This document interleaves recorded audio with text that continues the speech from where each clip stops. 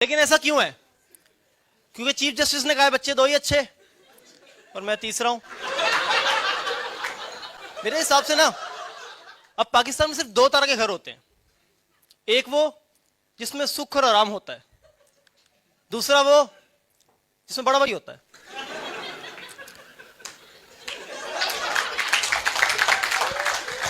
यार मुझसे बड़े ना मेरे दो बड़े भाई हैं, और पहले जमानों में ना, मैं हिस्ट्री का स्टूडेंट हूं, तो लोग कहते थे कि लोगों के घरों में गुलाम हुआ करते थे, जो घर का सारा काम करते थे, उन्हें सैलरी भी नहीं मिलती थी।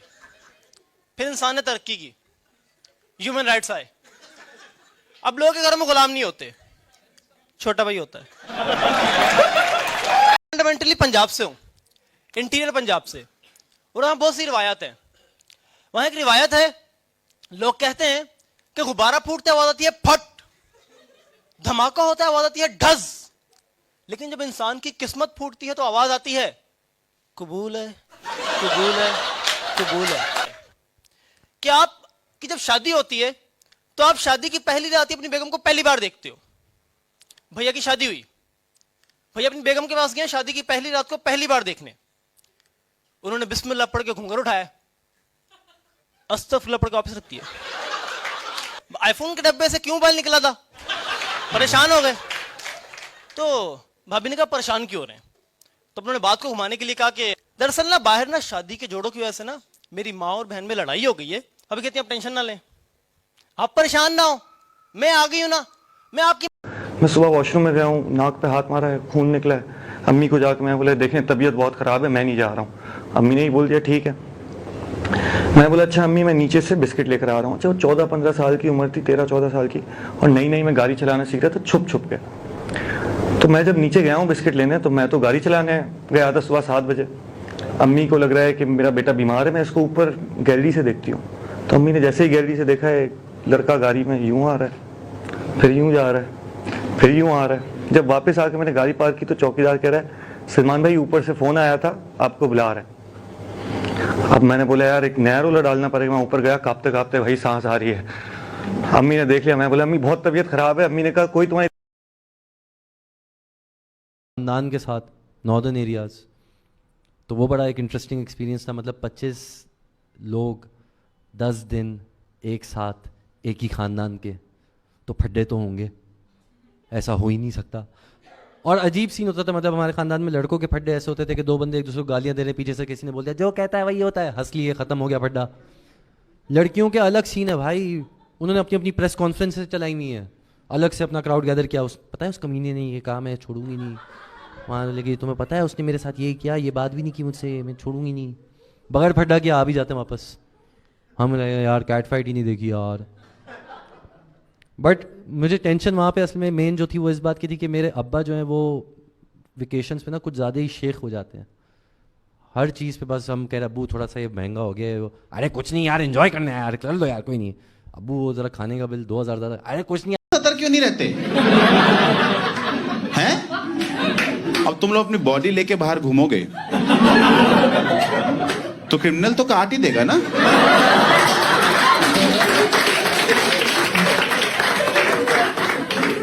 वो तो बेचारा अपना काम कर रहा है, तुम क्यों घूम रहे हो गला लेके? इन्होंने आज तक गवर्नमेंट की गलती निकाली, इन्होंने आज तक क्रिमिनल की गलती निकाली। ये पुलिस की तारीफ के लिए शो बनाया है, क्योंकि आपने देखा होगा क्राइम पेट्रोल में पुलिस सारे केस सॉल्व कर लेती है, सारे। और पता है इनको एक तरीका आता है, इनको एक ही तरीका है इनके पास, फोन रिकॉर्ड्स निकालना। ये बस फोन रिकॉर्ड्स निकाल देते हैं पुलिस वाले। जब से इनको पता लगा ना कि फोन से कैसे ट्रेस करना है, स्टेशन से बाहर जाना ही छोड़ दिया है। इंडोर जॉब है वो, सारे केस ऐसे सॉल्व करते हैं। इंस्पेक्टर साहब इसका मर्डर हुआ, क्या करना है? बहुत सिंपल है, हियरिंग घुस गया था। हाय वो आईसीयू का वार्ड, भुला ही नहीं भूलता। देखो यार ये तो हो गए जोक्स, खत्म। अब मैं लाइफ में बताता हूँ कुछ। यार आज से 5 साल पहले मेरी लाइफ में बहुत ही डार्क टाइम चल रहा था। वो 5 साल पहले मैं क्राइम पेट्रोल में बहुत घुस गया था। मैं सारा दिन क्राइम पेट्रोल देखते रहता था, ऑफिस से छुट्टी लेके ऐसे कॉपी लेके नोट्स बनाता था देखते टाइम कि अनूप सोनी बोल क्या रहा है आखिर यार ये। अच्छा, हमें सतर्क रहना है, हमारी गलती है मतलब सारी। और जब बड़ा हुआ तब समझा क्या फुद्दू शो है वो पूरा शो विक्टिम ब्लेमिंग पे बेस्ड है। क्राइम पेट्रोल वाले कह रहे हैं कि देखो यार, क्रिमिनल तो क्राइम करेगा ही। बाबा जी ने भैया को समझाया, देखो ऐसे शादीशुदा जिंदगी नहीं गुजरती, बेगम से अंडरस्टैंडिंग बना लो। उन्होंने ठीक है, ये काम तो आसान है, उन्होंने बना ली अंडरस्टैंडिंग। अब भैया सुबह उठते थे, भाभी नहीं उठती थी, लेकिन कोई मसले वाली बात नहीं है, भैया खुद नाश्ता बनाते थे, भाभी को ही बना के देते थे। अंडरस्टैंडिंग अच्छी होनी चाहिए। भैया दोपहर को ऑफिस जाते, भाभी लंच बॉक्स नहीं देती थी, लेकिन कोई मसले वाली बात नहीं है, वो बाहर से खाना खा लेते थे। अंडरस्टैंडिंग अच्छी होनी चाहिए। भैया रात को घर आते, भाभी बर्तन धोए बगैर सोती थी, लेकिन कोई मसले वाली बात नहीं है, भैया खुद धो के सोते थे। अंडरस्टैंडिंग अच्छी होनी चाहिए। अब भैया की इस बढ़ती अंडरस्टैंडिंग को देखकर लोगों ने भैया को जोड़ू का गुलाम, सन मुरीद कहना शुरू कर दिया। उन्हें पता चल गया अंडरस्टैंडिंग खराब हो गई। भाभी को बुलाते हैं और कहते हैं, सुनो तुम मुझे आज के बाद नजर नहीं आना। नाराज करती है मेरी हर बात, खफा हो जाती हो अगर चुप रहूं, नाराज करती है मेरी हर बात, ये ठीक नहीं हो रहा लौंडे के साथ। जब जब तुम्हारा मूड कुछ खाने का होता है, तब तब मेरा वॉलेट आंसुओं से रोता है। तुम्हारे रेस्टोरेंट्स की लिस्ट देख के मैं खो गया हूं, तुम्हें जिंगर खिलाता हूं, खुद फ्रेंच फ्राई हो गया हूं।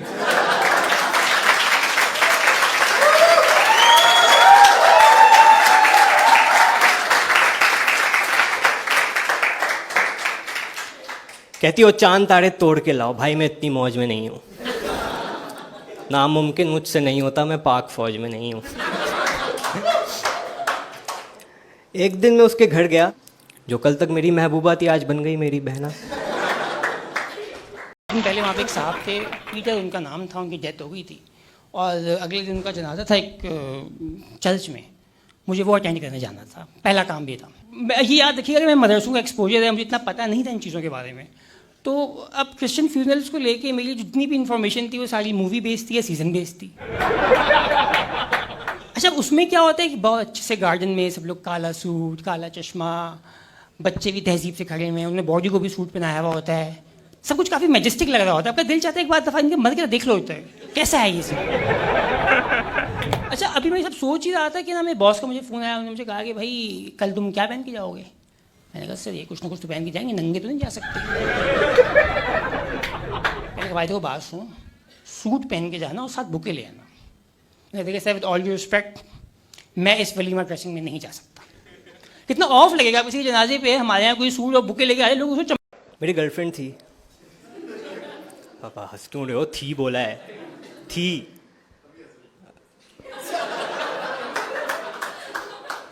काश आप भी मेरे +1 होते हैं। तो यार सीन ये है कि मेरी गर्लफ्रेंड थी, और वो थी इसलिए क्योंकि मतलब कि हम लड़ते बहुत थे। तो कभी वो लड़ती थी मैं सुनता था, कभी मैं सुनता था वो लड़ती थी। और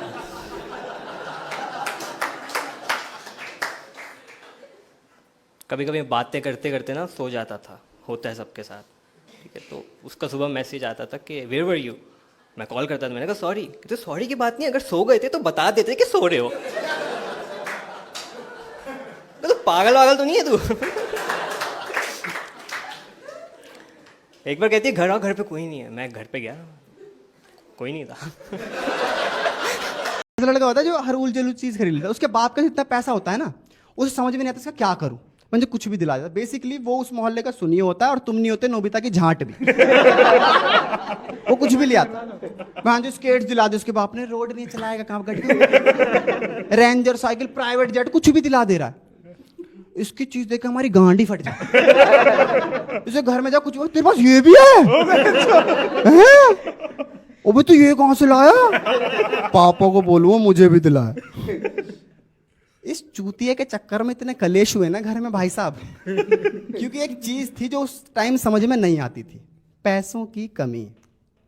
हम भाई बहुत गरीब थे, तो बहुत ज़्यादा ही गरीब थे। हम इतने गरीब थे कि अगर कोई किडनैपर मुझे किडनैप करे और उसे मेरे बारे में पता लगे तो मुझे पैसे दे के घर छोड़ जाए। हमारे घर जब भिखारी भीख लेने आता था तो एडवाइस दे के जाता था, तुम भी भीख मांगा करो। घर में 2 पैसे कि एक ना एक दिन तो कुछ बड़ा ही कर देगा। होता है ना बेटे पे ट्रस्ट। तो मुझे काम तो देते हैं लेकिन जिम्मेदारी नहीं देते। लाइक मुझे पैसे दे रहे हैं लेकिन अलमारी में रखने के लिए, मुझे बाइक दे रहे हैं लेकिन पार्क करने के लिए। मतलब जैसे कि मैंने बताया कि उन्हें मुझसे उम्मीद तो है ना, तो इसलिए उस उम्मीद में आगे कभी कभी देखते रहते कि आज तो कुछ बड़ा ही कर रहा होगा। और आके देखते मैं टीवी पे डोरा को बता देता हूँ कि पैरट उधर है, ये हमने किया, पापा उधर है, यार मैंने क्यों किया। मॉइस्चराइजेशन इज बेस्ट यार। पर देखो पेरेंट्स प्यार तो करते हैं, इस बात को मानना पड़ेगा, लेकिन उनके प्यार शो करने का तरीका इतना डिफरेंट है, इतना आउट ऑफ कॉन्सेप्ट है कि अपना दिमाग समझ ही नहीं पाता कि क्या हो रहा है उसके साथ। मुझे आज भी याद है जब मेरी मम्मी मुझे स्कूल छोड़ने आती थी ना, और जब बहुत धूप पड़ती थी ना, बहुत ज़्यादा धूप, तो मेरी मम्मी अपना पल्लू मेरे सर पे डाल देती थी और खुद छाते में चलती थी। इतनी नाइंसाफी। कैसा प्यार। अब मसला ये होता है जब बंदे की लाइफ में अचीवमेंट्स बड़ी कम हों या इस तरह की हों जो डॉक्यूमेंट नहीं की जा सकती हैं, नहीं बताई जा सकती हैं, तो मामला बड़ी संगीन हो जाते हैं। गरीब आदमी के लिए लाइफ बड़ी मुश्किल है।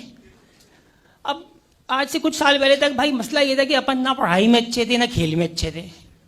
अब अपने साथ के जो लोग थे उसमें कोई बहुत अच्छा गिटारिस्ट था, कोई बहुत अच्छा ड्रमर था, कोई बहुत अच्छी बीट बॉक्सिंग करता था, फिर सस्ते टैलेंट वाले लोग भी मौजूद थे जो एक कश लगा के मल्टीपल जगह से धुआं निकाल के दिखा सकते थे।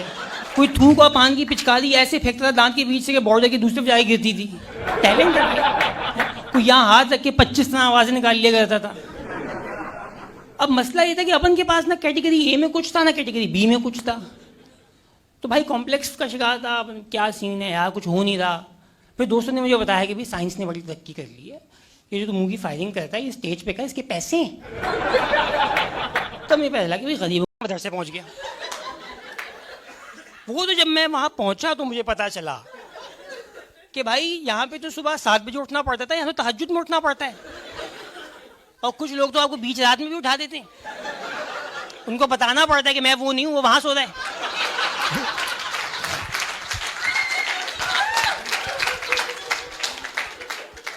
अच्छा जी, मदरसे में ना लड़कियां बिल्कुल नहीं होती। तो अपना जो लेडीज इंटरेक्शन था वो टोटल ये था कि कारी साहब की बेगम आती थी खाना लेके, बल्कि वो आती भी क्या थी, ऊपर बालकनी से एक बाजू बाहर आता था, उसमें एक पोटली होती थी, वो उसको ड्रॉप करती थी, नीचे से कारी साहब पकड़ लिया करते थे। अब 3 साल एक बाजू देख देख देख देख हमें ये लगने लग गया कि औरत होती इतनी सी है।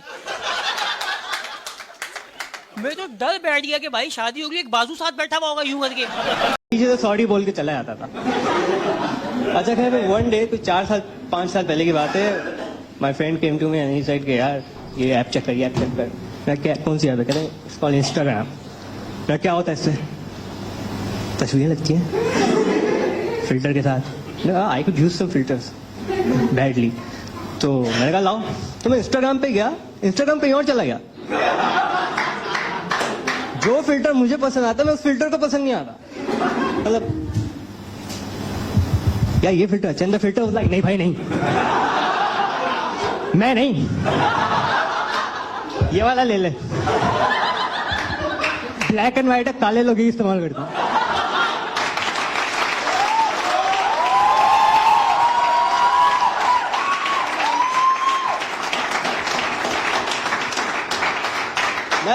दोस्त के बाद गया, मैंने कहा यार ये फिल्टर मेरी ले रहे हैं यार, ये क्या है? गाड़ी में जा रहा था, एक दफा कह रही है गाने नहीं सुनो। मैंने कहा अम्मी प्लीज, अच्छा बैक करो बैक करो। मैंने 2 गाने बैक किए तो कहा हाँ ये चलने, अरबी गाना चल रहा था, कह रही है ये चलने दो। मैंने क्यों कहा, इसमें सवाब भी मिलता है। सर पे दुपट्टा लेने फिर आप। मतलब माएँ प्यार करती हैं अपने बच्चों से बहुत। बच्चे तवे के साथ शर्त लगा के पैदा होना काला, वो प्यार करेंगी, नजर का टीका भी लगानी, वो दिख भी नहीं रहा है, वो प्यार कर रही है। हमारी अम्मी भी ऐसी थी, उनको मैं अच्छा लगता था। अब वो दर्श देती थी कि बेटा मैं बॉयज़ में पढ़ा हूँ, मैट्रिक तक, इंटरव्यू बॉयज़ में था, तब यूनिवर्सिटी चले गए हो तो वहाँ लड़कियाँ भी होंगी, तो लड़कियों से दूर रहना, पढ़ाई पे ध्यान दो, पढ़ाई पे ध्यान दो, लड़कियों से दूर, लड़कियों से दूर। लड़की पता नहीं क्या गे बनाना चाह रही थी क्या, तो सही है लड़कियों से दूर। मैंने कहा आप एक मेरी दर्द चल रहा है, ये रोज 6 साल से जा रहा हूँ यूनिवर्सिटी, तो अब मैंने कहा बस करना है इसको। मैंने कहा अम्मी सुने, आपने मुझे गौर से, फेसबुक पे अब्बा भी हैं, मुझे दोस्तों को रिक्वेस्ट भेज रहे हैं यार, शर्म आ रही है मुझे, क्या कर रहे हैं यार, अजीब ऑकवर्ड होता है बंदा यार। कमेंट भी कर रहे हैं, दोस्त ने चेक इन डाला @मदीना, नीचे लिख रहे हैं माशाल्लाह बेटा हमारे लिए दुआ करना। मैंने नीचे कमेंट में रिप्लाई किया, कहा अब्बा पढ़ो मदीना रेस्टोरेंट, क्या कर रहे हो? समझ में नहीं आ रही है इनकी बातें। फुल मतलब मुझे लगता था ना शायद मैं अडॉप्टेड हूँ, ऐसा नहीं है, ये मेरे माँ बाप समझदार नहीं है, मैं हूँ। ये अडॉप्टेड वाला चक्कर में चला गया अम्मी के पास। मैंने कहा अम्मी क्या मैं अडॉप्टेड हूँ? कहीं तुमने ऐसी बात सोची भी कैसे, मतलब तसव्वुर में भी ऐसी बात क्यों लाई? बंदा बाहर फ्रूट लेने जाता है तो साफ साफ लाता है। अब्बा फुल ऑन चल रहे, खतरनाक वाले ऑन चल रहे, उन्होंने टिंडर डाउनलोड कर लिया है। और बर्गर लोगों का ना अजीब सा स्टाइल होता है, एक तो लड़कियां उनको डांस भी सिखाना होता है, और देसीज जब जाते हैं, हम लोग किसी होटल में ठहरे थे, so when desis go to a hotel, they don't go to a hotel, they invade the hotel. मतलब लॉबियों में डांस प्रैक्टिस चल रही हैं, और बर्गर बच्चियाँ आके oh my God can you teach me the step please. एक तो ऐसे पता नहीं क्यों बात करते थे, ऊँट पे बैठी हुई हैं, please tell me some I want to know. दूसरी तरफ लॉरी, उनको दूसरे डांस है, और सर जी ठुमके उमके कम करो यार, और थोड़ा ये करो, अजीब गरीब। उनको मैंने गलती से बता दिया मैं स्टैंड अप कॉमेडी में कॉमेडी करते हैं, ये है अजीब व गरीब। But then I went with my family, खानदान के साथ, नॉर्दर्न एरियाज, तो वो बड़ा एक इंटरेस्टिंग। लोगों ने बताया कि कराची में अच्छी उर्दू में बात करनी चाहिए। मैंने कहा ठीक है, मैंने अच्छी उर्दू में बात करना शुरू कर दी। अब मैं कराची आया, मैं दोस्त से मिला, मैंने कहा जनाबे आफ्ताब, जनाबे आफ्ताब, आलम ताब, अजराए तफन्नुन इस दिले मुनहमिल को आपकी तबीयत शगुफ्ता की दरियोगरी का अंधो हुआ है। वो कहता नहीं यार, शगुफ्ता ऐसी लड़की नहीं है। मैं दूसरे दोस्त के पास गया, मैंने कहा इसको तो आता ही नहीं है कुछ। मैं दूसरे के पास गया, मैंने कहा यार आपकी तबीयत शाइस्ता कैसी है? वो कहते तबीयत तो ठीक है लेकिन शाइस्ता रामन है।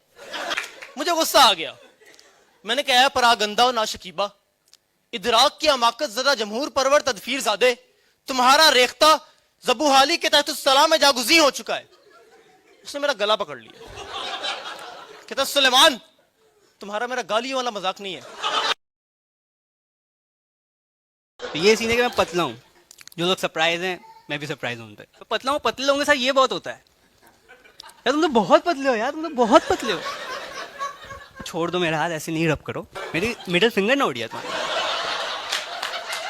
तो ये सीन है कि मैं पतला हूँ और हमारे साथ ये बहुत है। और पतले लोगों के साथ ना कुछ सवाल पूछे जाते हैं पतले लोगों को। पहला सवाल हमारे पास अक्सर यही होता है कि यार मतलब तुम कुछ भी नहीं खाते? मैं कुछ भी नहीं खाता तो मैं मरा हुआ होता। दूसरा सवाल होता है यार खाते हो? मैंने कहा हाँ खाता हूँ।